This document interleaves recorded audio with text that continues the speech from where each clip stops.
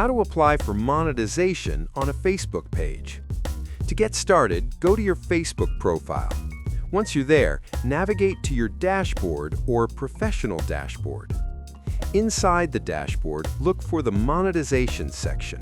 It's usually located in the top right corner, but the exact position may vary depending on your account. As long as you can access the monetization page, you're in the right place. Once you open it, you'll likely see a section labeled Not Yet Available, specifically under Content Monetization. This program is currently invitation only, meaning you can't apply directly. What you need to do is click on the Notify Me option. This allows Facebook to notify you once your page becomes eligible for monetization. You'll also see the required criteria listed there. For example, it may show something like 2 out of 4 requirements completed.